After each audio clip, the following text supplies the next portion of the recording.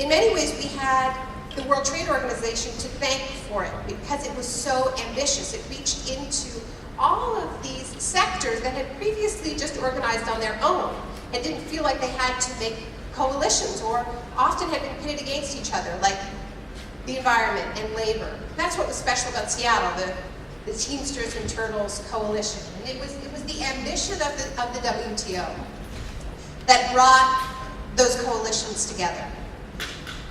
And it also pushed us to go beyond our single issues and to talk about economic systems, to talk about models. And there were debates at the time about whether you could even say the word capitalism, right? Call it corporate globalization. We'll say capitalism, it'll freak people out and the funders will cut their funding, right? So there were big debates about that, and there was a piece of graffiti in Washington, D.C.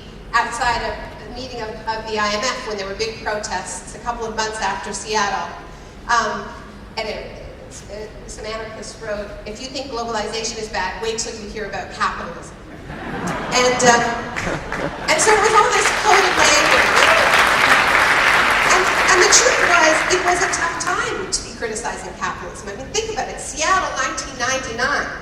This is the height of the dot-com frenzy, and this was ground zero. This was boomtown. This was Bill Gates' hometown. And here were all these kids in black going, we don't think it's working out that great. People thought that this movement was off the wall. Thomas Friedman referred to us as flat earthers, and that was before he wrote a book saying that the world is flat. So now we have a very, very different moment. Capitalism is on trial in so many ways. There is more distrust of this economic system than there has been at any point since the Great Depression. And in particular, there is a massive amount of distrust of the casino economy, of precisely the types of mechanisms that are being put forward at the Bella Center as the solution to the climate crisis. So, in other words, it's not that easy a time to be the ones trying to sell these so-called market-based solutions after precisely these types of complex financial instruments melted down the global financial system.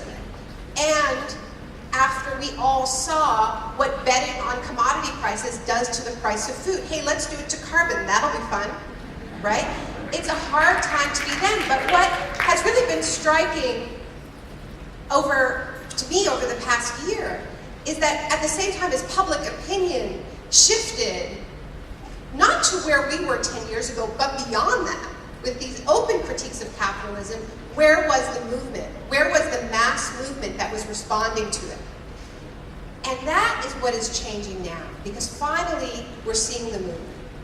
And it's focused precisely on these false solutions, these market-based solutions. The insanity, after what we've just witnessed, of handing over the most pressing, challenging, terrifying crisis that humanity has ever faced to the very same people that created that crisis, that gambled away people's jobs and homes and pensions.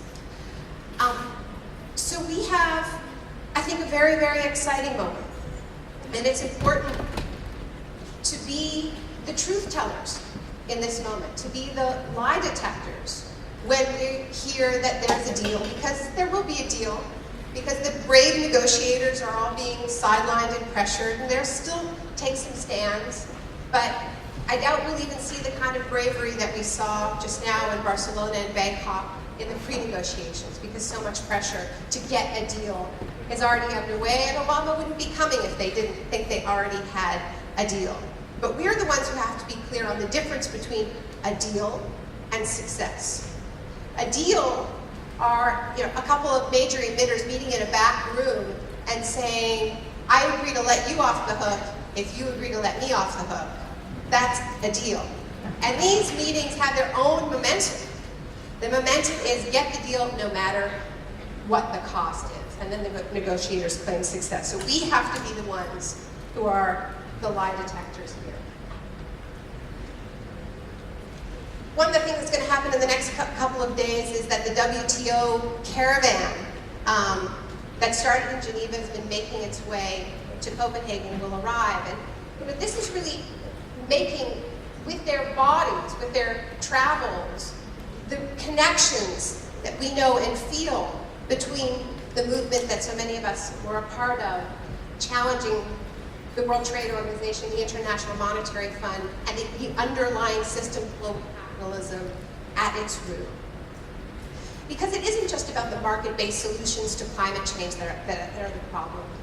It's that whole economic model. When you look at what they're actually, and Henry talked about this, in terms of what the agricultural policies that the World Trade Organization is pushing, and the absolute inconsistency of those policies with anything that this meeting is supposed to be achieving.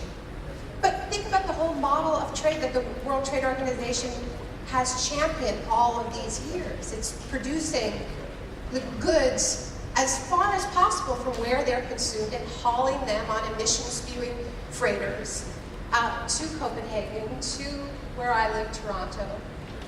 It is the most carbon-intensive way to run an economy that you could possibly imagine. It's inconsistent with any solutions, real solutions, that we are going to be talking about here in the next 2 weeks. And another example is the TRIPS, the intellectual property rights system that the World Trade Organization pioneered. Think about what that system did to the dissemination of life-saving AIDS drugs. Well, what is this system there to do? It's there to protect intellectual property so that it can be profitable for corporations. It's very, very clear. And we saw the kind of apartheid system that was created for access to drugs. The same thing will be created unless that system is challenged with regards to green technologies. I mean, we can talk all we want about technology transfers, but unless we are challenging TRIPS, there's not going to be technology transfers on that scale. It's illegal to do what we're talking about. So we have to bring these conversations together. We have to bring all of our movements together.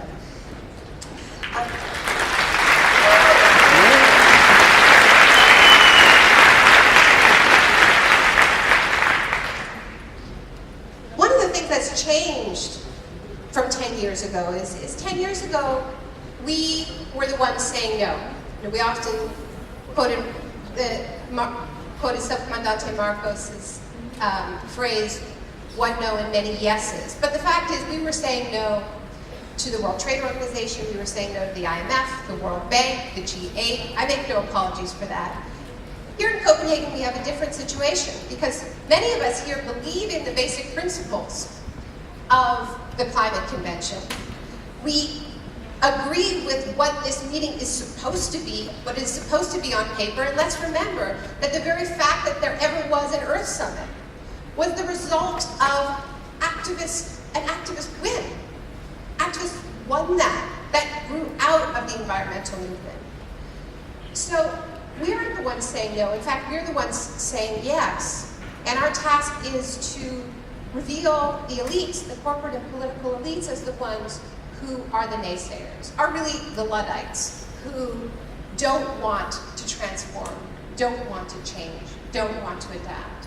So this is something that is a very big difference. And the other difference is, I think, the confidence with which our movement is proposing solutions. Confident because in so many ways they're the same solutions that we've been talking about for so many years. But there are also some exciting new ideas floating around. New is relative, of course. But the alternative that I'm finding most inspiring and I think has the most potential to take our movement forward is the idea of climate debt and the fact that the rich world must pay reparations for the creation of the climate crisis.